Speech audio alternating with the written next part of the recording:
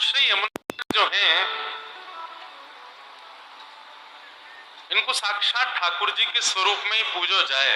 पुष्टि मार्ग में तो आप श्री यमुना जी के चित्र कभी भी देखेंगे तो श्री यमुना जी ठाकुर जी की तरह मुकुट पहनती हैं, ठाकुर जी की तरह ही श्रृंगार करती हैं, ठाकुर जी की तरह ही सब यमुना जी का भाव होता है। उसके पीछे एक कथा तो मैंने कई बार सुनाई है कथाओं में कि श्री यमुना जी जो है वो ठाकुर जी के रूप में क्यों रहती है।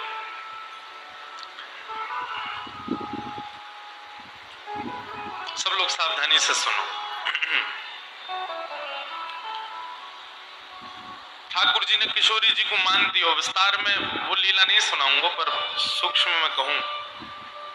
किशोरी जी को मान दियो ठाकुर जी ने, मान करके बैठ गए। 3 दिन तक मान तोड़ो नहीं। और जब किशोरी जी के सामने इतने दिन को मान है गए और ठाकुर जी को, तो किशोरी जी व्याकुल हो गए। तो किशोरी जी की व्याकुलता को दूर करने के लिए यमुना जी ने प्रण लिया कि हम ठाकुर जी को व्याकुल करेंगे। और तब श्री यमुना जी प्रकट होकर के ठाकुर जी का रूप धारण करते हैं, श्याम सुंदर स्वरूप धारण करते हैं। और श्याम सुंदर स्वरूप धारण करके ठाकुर जी के सामने चली जाती हैं। तो ठाकुर जी कहते हैं, अरे तुम कौन हो? तो यमुना जी कहती हैं, हम श्याम सुंदर। ठाकुर जी कहते हैं, श्याम सुंदर तो मैं हूं। बोले, तुम श्याम सुंदर नहीं हो, हम है श्याम सुंदर। तो ठाकुर जी बोले, तुम श्याम सुंदर हो तो वंशी दिखाओ। तो वंशी दिखाई, बिल्कुल वैसी वंशी जैसी ठाकुर जी की। अच्छा, ये वंशी तो तुमने मेरी देखा देखी बनवा ली, लेकिन कारी कमरी दिखाओ जो यशोदा मैया पहनावे। सोई यमुना जी ने कारी कमरी दिखा दी। बोले, मेरी मैया कान के पीछे कारो काजल लगावे, तुम दिखाओ। तो यमुना जी ने वो भी दिखा दी। बोले, लो। अब यमुना जी बोली, तुमने जितनी बात पूछी मैंने सब बता दी, मैं तुमसे पूछ रही हूं, तुम बताओ। ठाकुर जी बोले, पूछो। बोले, किशोरी जी कहाँ है बताओ। राधा रानी अगर आपके पास हैं तो आप असली श्याम सुंदर हो, मैं नकली। और ठाकुर जी तो मान करके बैठे किशोरी जी से। 3 दिन है गए मनाते मनाते किशोरी जी को ठाकुर जी मान ही ना रहे। अब तो ठाकुर जी किशोरी जी को खूब बुलावे। किशोरी जी बोली, अब और उठे तुम, मैं ना आ रही तुम्हारे पास। बोले, अब तो बहुत जरूरत है आपकी आवे की, नहीं तो मैं झूठो साबित रह जाऊंगा। ठाकुर जी के पास किशोरी जी नहीं गई। तब यमुना जी बोली, आप नकली श्याम सुंदर, अब देखो हम बुलाते हैं। जैसे ही यमुना जी ने वंशी बजाई, सो ही राधा रानी उनके बगल में आके खड़ी है गई। ठाकुर जी तो महाराज नेत्रन से आंसू बहाने लगे, चरणन में गिर गए। बोले, अरे नहीं नहीं किशोरी जी, मैं आज के बाद कभी मान नहीं करूंगा, आपको वचन दे के कह रहा हूं, लेकिन आप कृपा करो मेरे बगल में आके खड़ी है जाओ। तब किशोरी जी ठाकुर जी के पास गई। तो ठाकुर जी ने पूछी कि ये कौन है फिर? बोले, ये यमुना जी हैं, ये आपके रूप में पधारी। तब ठाकुर जी और किशोरी जी दोनों ने यमुना जी को वरदान दिया कि आज के बाद आप सदा श्याम सुंदर स्वरूप में ही विराजो। इसीलिए हमारे यहाँ जय जयकार बोलते हैं, श्याम सुंदर श्री यमुने महारानी। एक लीला और बड़ी सुंदर याद आ रही है कि एक बार ठाकुर जी और किशोरी जी दोनों किलोल कर रहे, तो निकुंज में क्रीड़ा करते करते किशोरी जी मान करने लगी, रूठ गई ठाकुर जी से। तो ठाकुर जी मना रहे हैं किशोरी जी को। अब मनाते मनाते बड़ी देर रह गई, किशोरी जी जब नहीं मानी तो ठाकुर जी भी नाराज है गए। किशोरी जी भी मुंह फेर के बैठ गई और ठाकुर जी भी मुंह फेर के बैठ गए, दोनों उदास। अब ये ठाकुर जी तो यहाँ ये सोच रहे हैं कि ये मनाएंगे तो बोलूंगा, और किशोरी जी कह रही है ये मनाएंगे तो मैं बोलूंगी। दोनों उदास है गए। निकुंज में बिल्कुल शांति है गई। अब सहचरी सब बोले कि आज लीला ना है रे। झांक करके देखी तो महाराज दोनों एक दूसरे से मुंह फेर के बैठे। तब सहचरी ने प्रयास किया कि दोनों को मनावे, लेकिन सहचरी भी नहीं मना पाई। अब मान इतना ज्यादा है गयो कि मान हेते हेते हेते हेते इतनी स्थिति में पहुंच गयो कि ठाकुर जी उठ करके अपनी निकुंज में चले गए और किशोरी जी अपनी कुंज में चली गई।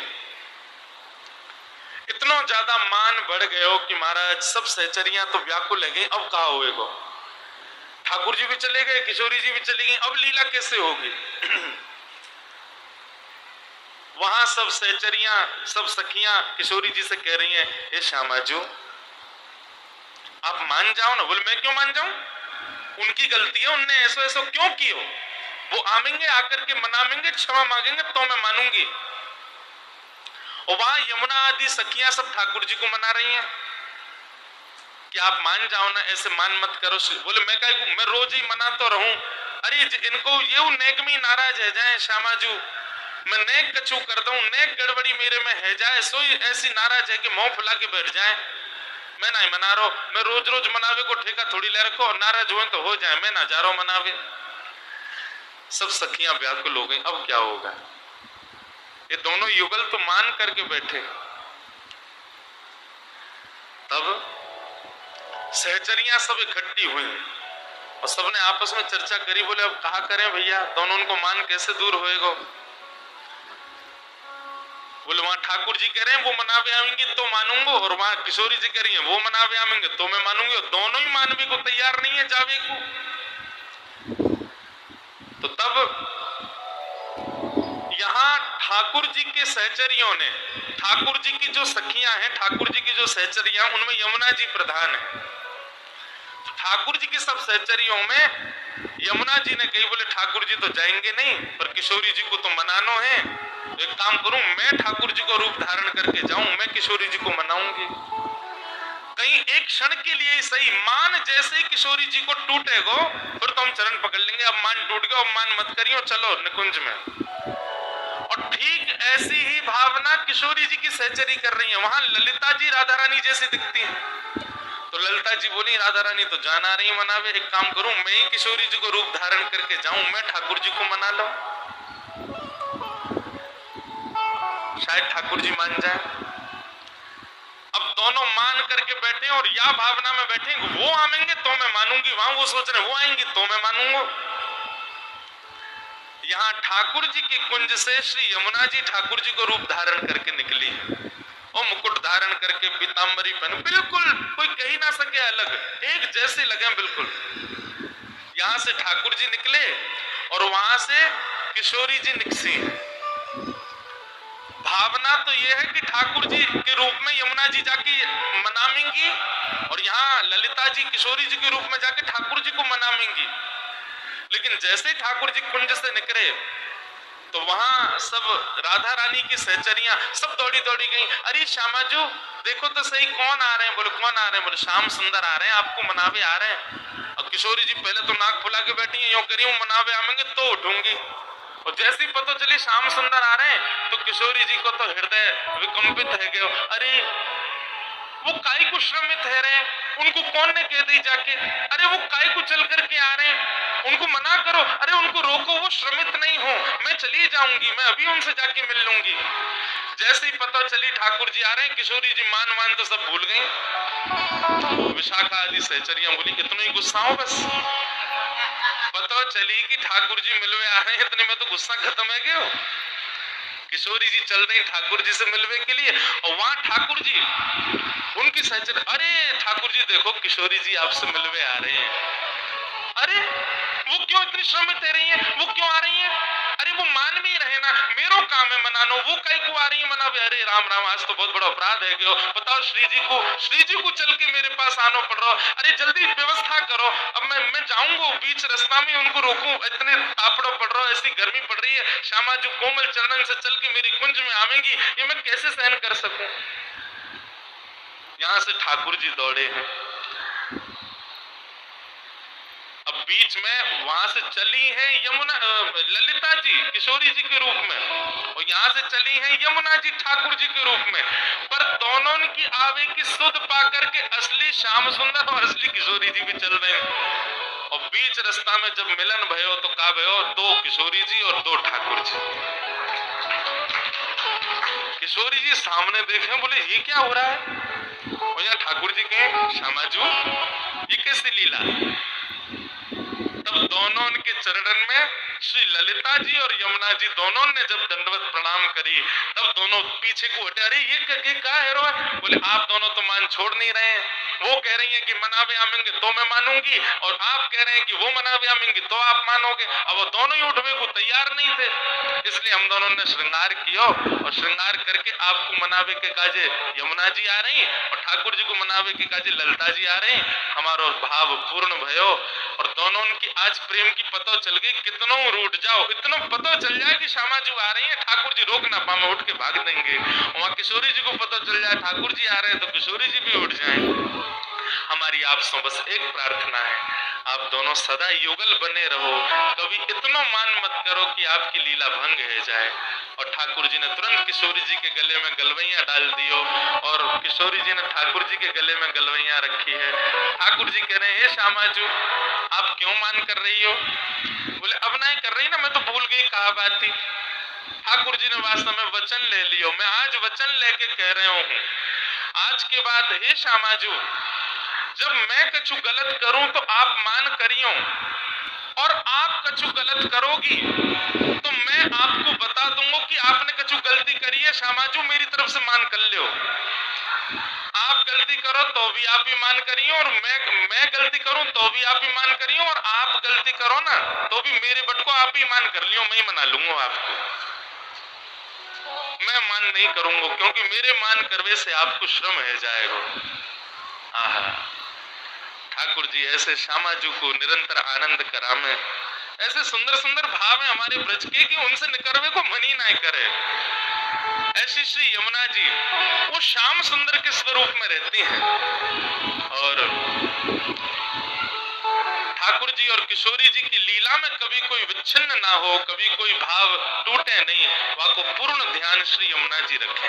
ऐसी श्री यमुना जी को बारंबार प्रणाम। श्याम सुंदर श्री यमुने महाराज की जय। ठाकुर जी का विवाह यमुना जी के साथ में हुआ, और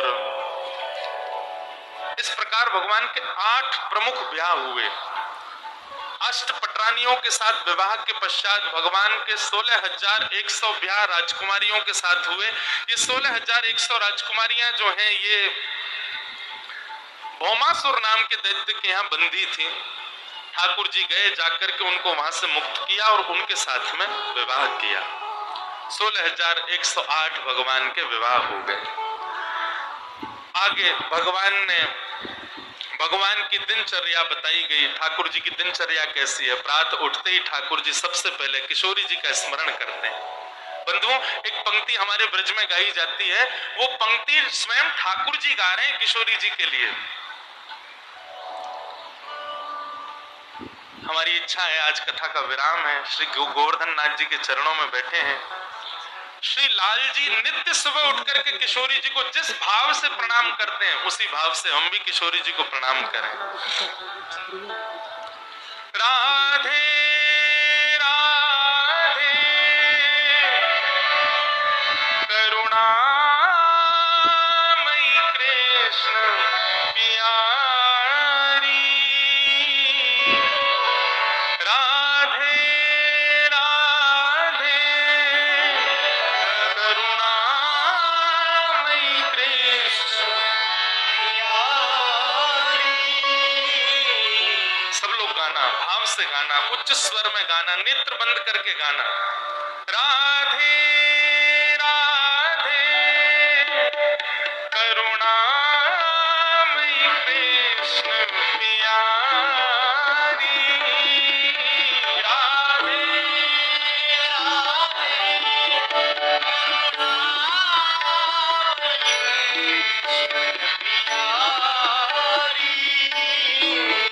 मेरी सुधली जो श्री वृषभानु दुलारी, ओ मेरी